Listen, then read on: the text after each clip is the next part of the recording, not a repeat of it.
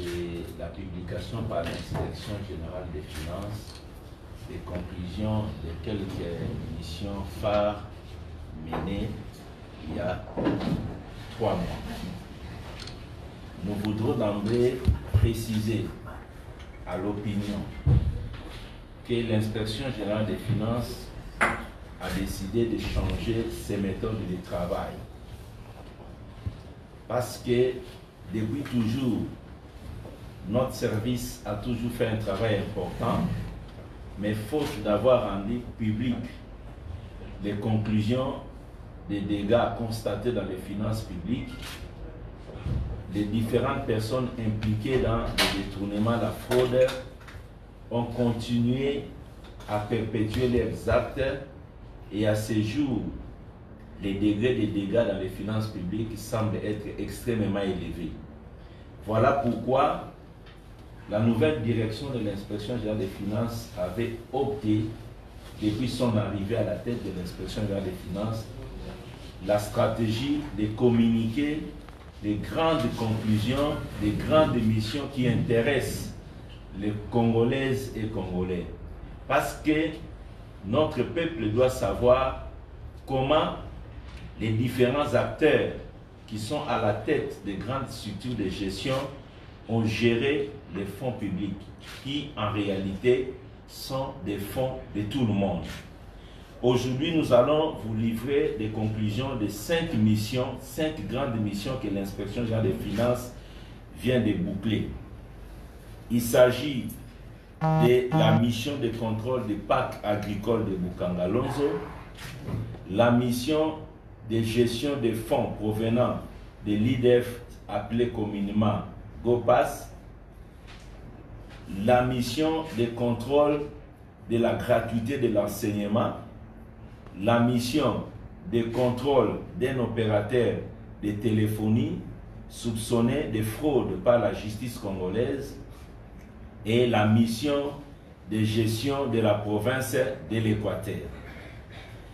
S'agissant de la mission de contrôle des parcs agricoles de Bukangalonzo, l'objectif de l'Inspection générale des finances était de rechercher les causes du débâcle financier de ces projets. Les résultats obtenus par l'Inspection générale des finances peuvent être résumés de la manière suivante.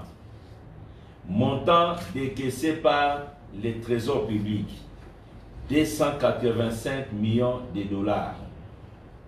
Situation actuelle du projet, 80 millions de dollars, dont 40 millions pour la station électrique. Montant perdu par l'État, 205 millions de dollars. Cause de ce débâcle, l'Inspection générale des finances constate que l'échec de ce projet était déjà planifié dans sa conception. Deuxième élément, les marchés avec les partenaires non expérimentés et qui n'évoluent même pas dans le secteur agricole, et ce marché a été passé de gré à gré. Troisième élément à la base du débâcle, une surfacturation en moyenne de 1 à 10 pour l'acquisition des équipements et des intrants agricoles. Quatrième cause du débâcle, 80% des paiements surfacturés ont été logés dans un compte se trouvant en Afrique du Sud, où les complices se retrouvaient régulièrement pour se partager les butins. Cinquième élément, surfacturation présumée des travaux de soutirage de l'électricité sur la ligne Inga à 40 millions de dollars avec un trop paiement de 2 millions de dollars. Sixième élément, sur les 285 millions de dollars décaissés par le Trésor, 80 millions de dollars seulement ont réellement servi au parc agricole de Bukangalonzo. Septième élément, Abandon total du parc par tous les gestionnaires après s'être servi sur les fonds issus de la surfacturation. Responsabilité de ces débâcles. 6 personnes ont été identifiées, dont 2 sont couvertes par des immunités parlementaires, un expatrié, un Congolais en fuite à l'étranger et un autre Congolais encore sur le sol national. Deuxième mission, contrôle de la paie des enseignants par SECOPE. L'objectif de l'inspection générale des finances était de vérifier l'apparition subite de nouvelles unités dans la paie avec le déclenchement de la gratuité. Examiner également la situation de mise à disposition des fonds au profit du ministère de l'enseignement supérieur et enseignement primaire, secondaire et technique. Résultat, existence de faux arrêtés antidatés de recrutement des agents et de création des écoles. Explosion du personnel non enseignant au détriment du personnel enseignant, pourtant principal destinataire de la gratuité de l'enseignement. Prise en charge à la paie de nouvelles unités au détriment des anciennes unités non payées. Paiement au titre de la paie des enseignants des montants supérieurs au montant liquidé, c'est-à-dire paiement supérieur au montant réel. Détournement présumé de près de 62 milliards de francs congolais. Enfin, utilisation de fausses factures pour détourner les fonds mis à la disposition par l'État congolais.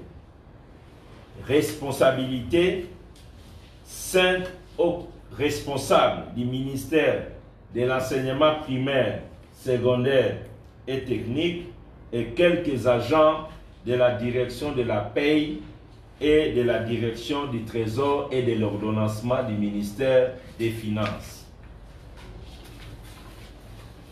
Mission de contrôle de GOPAS.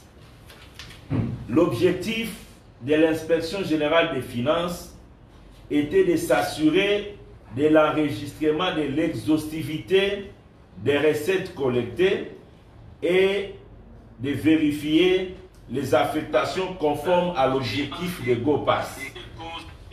Résultat, de 2015 à fin 2019, notre période de contrôle, montant collecté 124 millions de dollars, dont 118 millions de dollars seulement comptabilisés, soit 6 millions de dollars non retracés dans les comptes.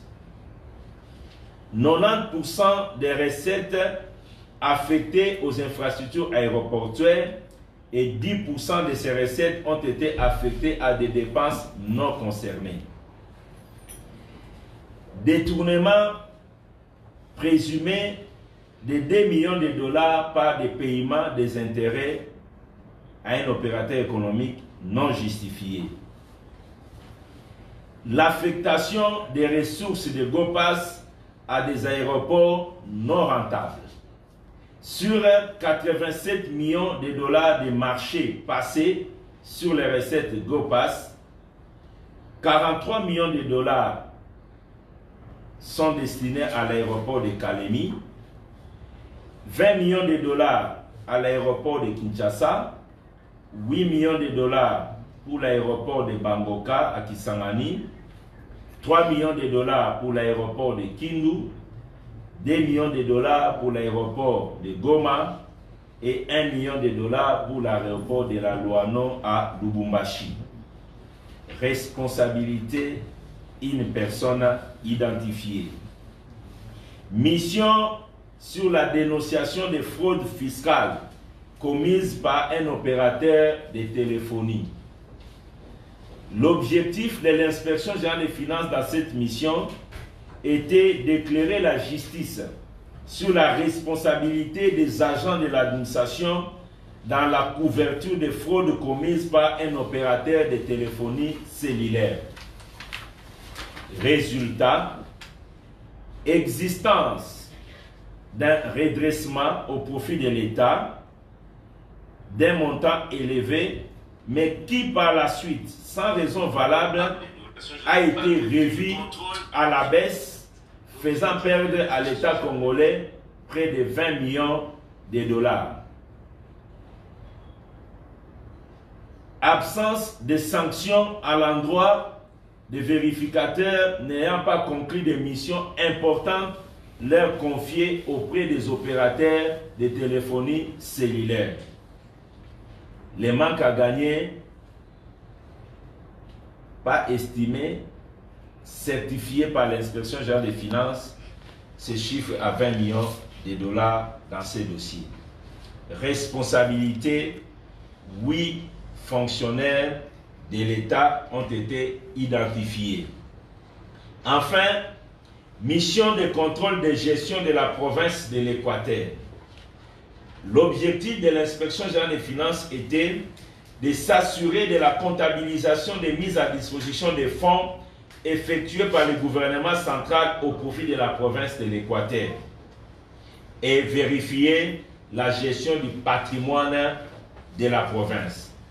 Résultat obtenu par l'inspection générale des finances, non-comptabilisation des fortes sommes décaissées par le gouvernement central au profit de la province de l'Équateur de l'ordre de 2,5 milliards de francs congolais, dont la moitié n'a même pas trouvé de justification jusqu'à ce jour. Et enfin, bradage de quelques éléments du patrimoine de la province. Voilà, mesdames et messieurs, les conclusions des 5 missions importantes que l'inspection générale des finances vient de boucler après 3 mois d'investigation par les inspecteurs généraux des finances auprès des différentes structures contrôlées. Je vous remercie. Merci bien.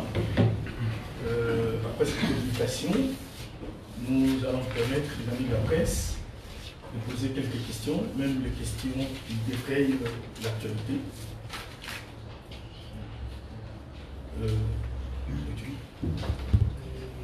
Vous avez votre dame vous présenter, vous poser votre essai. Merci beaucoup, Christopher Djokoum, Télé 50. Alors pour moi, d'août dernier, l'IGF saisissait la justice pour des enquêtes sur la gestion des fonds alloués à la riposte contre la Covid-19. 3 mois après, à quel niveau se trouve la procédure? À quelle conclusion vous avez abouti ce dossier-là? Merci beaucoup pour la question.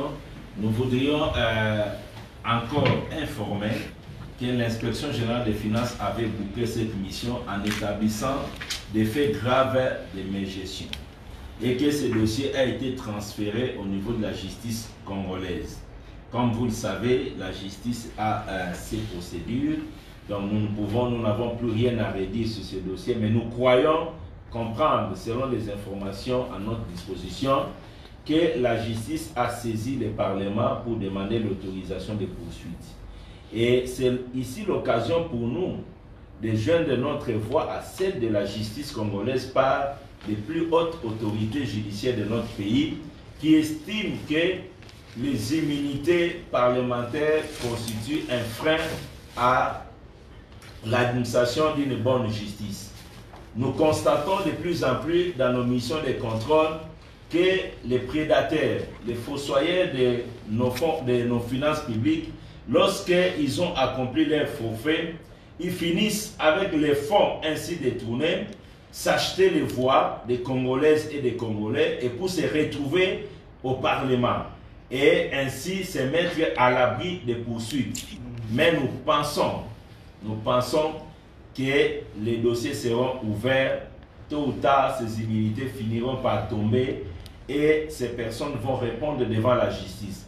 C'est pour cela que nous saluons l'adresse du procureur général près la Cour de cassation qui a relevé des statistiques criantes où la justice, pendant les 5 dernières années, a demandé près de 80 demandes d'autorisation ou de levée d'immunité, mais n'a eu de réponse qu'à moins de 10. C'est une situation alarmante. Je pense que tous ensemble, pour mieux combattre la fraude, la corruption et le détournement dans notre société, nous devons nous pencher à ça pour que nous puissions définitivement régler ces problèmes. Voilà ce que je peux vous dire. Et tout récemment, il y a eu une communication des services de la presse de l'Inspection générale des finances autour des soi-disant félicitations qui a été faites pour le remboursement des fonds Covid. Nous voudrions préciser que dans les procédures qui existent, lorsqu'il y a un reliquat de la paie, le reliquat ne peut pas se retrouver entre les mains, ne peut se retrouver qu'entre les mains du comptable. Si aujourd'hui le reliquat de la paie se retrouve entre les mains d'une personne autre que le comptable et qui demande de rembourser ces fonds, alors vous devez comprendre la pertinence de la communication. Les services de communication de l'Inspection générale des finances avaient voulu tout simplement lancer un message à tous les autres qui sont dans la même pratique, de restituer à la caisse de l'État les fonds qu'elle détiennent par devers elle. Voilà brièvement ce que je peux répondre à votre préoccupation. Vous présentez votre page. Eric Ambago de Top Congo. J'ai quelques questions. Ça sera pas une question, mais 2 ou 3 questions. La première question, pourquoi vous prêchez dans le désert, monsieur l'IGF? Parce que lors de la dernière conférence de presse, vous aviez fait des annonces, mais sur le terrain, la situation n'a guère changé. Vous parlez aujourd'hui des immunités, vous êtes bloqué, il faut dire qu'aujourd'hui vous êtes bloqué, l'IGF est bloqué par rapport à ce qu'elle fait comme travail. Et deuxième question, les exonérations. Vous avez une contradiction avec le ministre des Finances qui a clairement dit que pour l'instant, le Conseil des ministres ne se réunit pas, donc il est hors de question que l'on puisse appliquer sur le champ la décision qui concerne des exonérations qui est accordée à certains opérateurs économiques. Et puis la dernière question, est-ce que vous êtes en rivalité avec le ministre des Finances qui a clairement dit que bientôt l'IGF sera rattaché au ministère des Finances? Merci. Je voudrais dire que nous ne prêchons pas dans le désert. Mais ce que vous devez comprendre, les Congolaises et Congolais, le niveau de fraude et de corruption est extrêmement élevé. Extrêmement élevé. Je peux même vous dire, de mon point de vue, sur 98% des marchés publics passés dans notre pays, 98% dont je voulais dire, font l'objet de faits de corruption. La corruption a atteint des niveaux extrêmement élevés. Et vous comprenez que la lutte contre la fraude et la corruption ne sera pas facile. Chaque jour, nous vivons ça dans notre chair, dans notre corps, dans notre âme. Et nous sommes toujours en danger vis-à-vis des prédateurs de nos finances publiques. Mais, heureusement pour l'Inspection générale des finances, nous bénéficions d'un grand appui de la part de son Excellence, Monsieur le Président de la République, chef de l'État. Je pense que n'eût été cet appui, l'Inspection générale des finances aurait déjà jeté l'éponge. Parce que la pègre, c'est-à-dire la bande constituée de fossoyeurs, elle n'est pas facile à combattre. Et nous savons qu'elle ne va pas désarmer facilement. Parce que la fraude et la corruption est devenue une seconde nature pour beaucoup de nos compatriotes. Nous ne prêchons pas dans le désert. Si nous disons qu'il y a les immunités, cela ne signifie pas que tout est terminé. Les immunités vont un jour se terminer.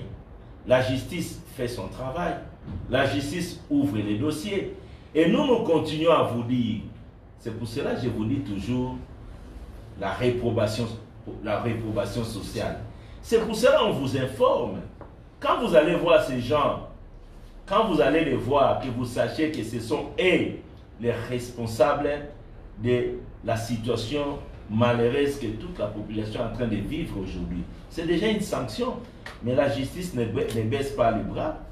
La justice s'active. Notre justice est devenue indépendante. Nous sentons dans notre relation avec la justice cette indépendance et cette détermination à réprimer la fraude et la corruption. Nous en appelons seulement à l'autorité de renforcer notre justice avec des moyens. C'est-à-dire quels moyens? Les moyens financiers. Il faut que nos magistrats soient très bien payés. Il faut qu'ils travaillent dans les meilleures conditions. Et je pense que ce sont des femmes et des hommes qui sont capables et qui sont déterminés à relever les défis. Et tous ensemble, si nous sommes déterminés à combattre la fraude et la corruption, nous finirons par être vainqueurs. Mais cette lutte sera longue, alors longue. Nous devons être suffisamment armés, moralement, physiquement, pour affronter ces défis. Vous devez vous investir tous, les Congolaises et les Congolais, tout simplement parce que la misère est proportionnelle à la fraude, à la corruption que vit une collectivité. Plus il y a la fraude, la corruption, les détournements, plus la situation de tous, la situation sociale va se détériorer. Aujourd'hui, nous devons considérer cette lutte contre la fraude, la corruption, les détournements comme un défi de développement. C'est un défi de développement. Lorsqu'on aura gagné cette lutte, je pense que ce serait le début de développement. Vous avez posé la question sur les exonérations. Je voudrais vous dire, l'inspection générale des finances ne fait pas des exonérations un problème majeur. Nous avions soulevé les problèmes de compensation des exonérations. Nous sommes fiers aujourd'hui quand son Excellence, Monsieur le Premier ministre, a déposé au Parlement le projet de la loi des finances 2021. Il y a 13 mesures d'accompagnement de la loi des finances 2021. Je vous invite à les lire. La première mesure, c'est la suppression des compensations. Ça, c'est un combat que l'inspection générale des finances avait commencé. Nous sommes fiers de lire ça. Deuxième mesure, allez encore les lire. Ça porte sur les exonérations. Donc, ce que nous avions dit, nous sommes fiers aujourd'hui de voir que son Excellence, Monsieur le Premier ministre, son Excellence, Monsieur le Vice-Premier ministre, ministre du Budget, qui défend, qui parle du budget au Parlement, ils ont repris ces mesures parmi les mesures phares pour accompagner les budgets 2021. Nous ne faisons pas de ça un problème de l'inspection générale des finances. C'est un problème des Congolais, dans la mesure où ces exonérations entravent la mobilisation accrue des recettes. Nos relations avec les ministères des Finances, nous estimons que ce sont des très bonnes relations. Des très bonnes relations, parce que les ministres des Finances, pour la plupart d'entre nous, on se connaît bien avant les fonctions. Donc, nous estimons que nous l'accompagnons dans l'accomplissement de ses missions. Celui qui a besoin de recettes pour faire face aux problèmes des dépenses, c'est lui. Il est confronté à ces problèmes. Et nous, nous sommes là pour l'accompagner. Nous ne pouvons pas être en contradiction. En ce qui concerne les retours de l'inspection générale des finances au ministère des Finances, moi je pense, nous avions commencé au ministère des Finances. À un moment, on nous a ramenés à la présidence. Donc, ce n'est pas une question aussi que nous trouvons de grande importance. Si les décideurs aujourd'hui, les chefs de l'État, estiment qu'il doit retourner l'inspection générale des finances au ministère des Finances, c'est lui. Nous, ce qui nous importe, c'est de faire notre travail. J'en profite pour vous informer qu'il y a moins de 3 semaines, son Excellence, Monsieur le Président de la République, chef de l'État, a signé des ordonnances pour renforcer les compétences de l'inspection générale des finances. Et ces ordonnances, il y a 3 semaines, confirment l'inspection générale des finances au niveau de la présidence. Si un jour nous devons rentrer, c'est avec joie que nous rentrerons au ministère des Finances, mais pour faire le même travail. Alors, le même travail. Voilà ce que je peux vous dire. Nos relations sont bonnes. Merci. Apo, Aidez-moi. je voulais poser une question. Ah, ok. Oui, ça sera peut-être la dernière question. Hein? Ah, Non, ok. non. Il n'y a pas de problème. Merci. La dernière. Merci, Skijef. Roland Isso, Mondial Télévision.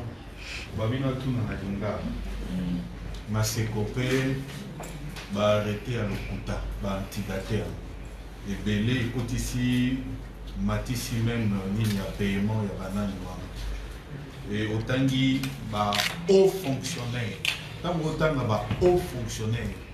Là, tout le ministre Bakonga, le vice-ministre Boudimbo, pour que vous ayez un poste, toyé, ce qui a banane. Haut fonctionnaire, on a favoriser, on a signé, arrêté, on a bien la ministre. Donc, tant que ministre déjà, Bakangaye, on tient à disposition de la justice.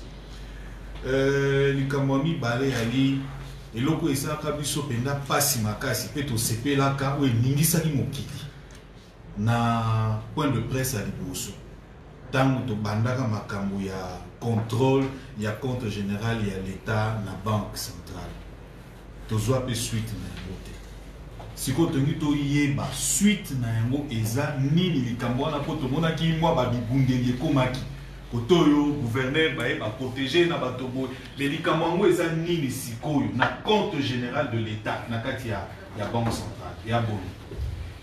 Bon, on a contrôle la banque centrale. Na lingi boyeba été contrôle la banque centrale ezali cause. Continuer. Yango nanu ekomina suka na yango te. Parce que la Banque centrale a une opération ébélée et inspecteur généraux bazali nanu mais bakomi na suka. Ce qui bakomi na suka ba moni o bango bakomona ba kei ko solana ba konzi ya Banque centrale ba discuter autour ya o bango ba moni nde tokoki kozwa ba conclusion. Donc pour le moment ezali eloko Soki Nzambe Asungi, peut-être au maximum dans un mois, Toroyeba, Kopé Sabino, suite ya contrôle ou inspection générale des finances, Azali Kosala Kino Lelo, na banque centrale. Na banque centrale, nous avons un contrôle mi-balé, nous avons un contrôle ya gestion ya banque centrale, puis nous avons une mission ya surveillance ya compte ya l'État. Poto yeba chaque jour boni ekoti na caisse à l'État, boni babimisi na caisse à l'État, pe babimisi yango pona nini. Wana tosala ya kango mikolo nyonso. Donc to communiquer comme tosala yango lelo, tant aux résultats, to communiquer yango po boyeba bino pe balbotuna ba mituna ebele banque centrale po boyeba Banque centrale Nabino, ezali gérer malamu ou ezala ba kokoso ou ezala problème ni tokoye sabino problème ezalité motuna na liboso ezalaki ya Sekopé. otuna motuna ya Sekopé na lobaki 5 hauts responsables ya ministère ya enseignement basangani na batu mosusu bazali na ministère ya budget bazali ba agent ya ministère ya budget basangani na batu mususu bazali ba agent ya ministère ya finance ezali réseau wana e fonctionnaka chaque mois tant on paye salami bazu misolo wana bakaboli eza réseau mobimba ezali kosala. Alors biso to cité ministre d'État ministre il y a enseignement primaire et secondaire to cité parce que tu silisi musala na biso to pesaka rapport na biso na justice nda sala musala nango so to lobi ke ba faut arrêter ezali ils allaient pas nécessairement que le ministre a signé, il faut arrêter l'école. Les fonctionnaires, les hauts fonctionnaires, les bazali wana, bazo arrêter en kaka moko wana, bazako multiplier, bazako changer ba numéro, bazako tia bato asika, bazo sala makambo belé, vraiment, et l'autre ça la biso passe. Malgré toujours loba, bato bazo bangate. Yamwana vraiment procureur général prêt à cour de cassation, procureur général prêt à cour d'appel. Il faut vraiment botter les mains pour des sanctions exemplaires et pesama. Bato bazali ko bangate, bazali ko continuer na habitude bayebisi biso botika. Boko tana vision ya sika chef de l'État, biso nyonso totonga mboka. Mais bato bazali ko bangate, bato bazali kaka na makamu na bango. Tozo vivre makambo ebele hein. Pe bazala ba courage. Ba mususu bayeti awa na bambongo na bango tolingai kosala ba scandalité ba koloba na biso c'est populisme baye awa na bambongo na bango ba 200 000 ba 300 000 baye awa tozotala tolobi mais bato oyo bako changer te bazali ko comprendre te que mboka esengeli changer. Alors nani na loba bato nyonso baza impliqué bayebani pe oyo nyonso na ba dossier oyo tosi tosengaki na bakonzi ya mboka oyo baza kogere ba frontière basurveiller bango babima te tosi tosalaki yango bato nyonso baza impliqué dans les 5 dossiers tosi tosengi tokomaki déjà bakobima te. Justice a kozwa dossier et kotika na maboka justice n'a ko juger est-ce que Sengeli a interpellé bango ou pas et tout ça na élike de justice a kosala musala na ye tout ça vraiment la confiance justice a osala musala na ye. Edmond, je pense que c'était d'abord une communication. On a fini. On a fait 4 questions. Une toute petite. Et les questions évidemment alors. Respectons la parité aussi. On donne à une dame pour terminer par là. Merci bien. Merci beaucoup. Moi, c'est Rachel Kitita pour le compte d'Actu 30. Alors, ma question, elle est toute simple. Donc, vous avez remis, on va dire, fait le rapport à la justice avec des noms cités, notamment dans tous les dossiers concernés, y compris ceux qui sont couverts par des immunités en République démocratique du Congo, notamment dans le projet Boukangalonzo. Pourquoi vous ne les citez pas? Nous avons établi des rapports pour les 5 missions avec des personnes nommément citées dans les rapports pour que la justice puisse s'en occuper. Mais pour les besoins de cette communication, nous ne pouvons pas citer des personnes dès lors que la justice ne s'est pas encore prononcée. Mais nous vous donnons les dégâts que ces personnes ont commis sur les trésors publics, sur les finances publiques de la République. Voilà pourquoi l'intérêt, et même là où ils sont, ils savent. Ils savent parce que nous avions eu à discuter avec eux. Ils sont venus ici, nous leur avons dit qu'est-ce qu'on leur reproche. Ils ont répondu et nous leur avons dit, messieurs, vous êtes dedans et nous ferons rapport acquis des droits. Ils savent, au moment où nous communiquons, ils sont au courant. Mais ce n'est pas, nous ne voulons pas entraver les choses en communiquant les noms des gens. Nous avions voulu que vous sachiez les gâchis de Boukangalonzo, les gâchis de tout ce que vous payez avec les GoPass, les gâchis de tout ce qu'il y a eu avec la gratuité de l'enseignement et certaines choses que nous avions constatées. Voilà un peu, Madame Rachel, ce que je peux vous dire. Donc, les personnes sont connues, identifiées. Ok, voilà, chers confrères, nous vous remercions surtout de votre présence et des questions pertinentes que vous avez posées. Nous remercions l'inspecteur général chef des services, mais également l'inspecteur général chef des services adjoints, mais également le coordonnateur de l'IGF de leur disponibilité, surtout la communication correcte.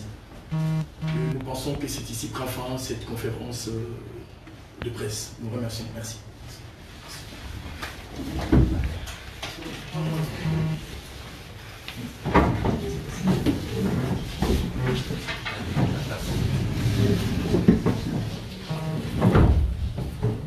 On reste sur place.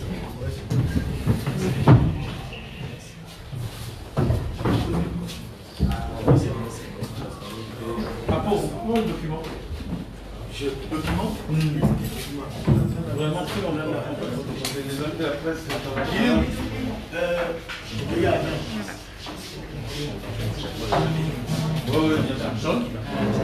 Fin de la conférence de presse. Merci de partager la vidéo. Que ceux qui n'ont pas suivi puissent suivre et comprendre ce qui a été dit ici. Merci et à très bientôt.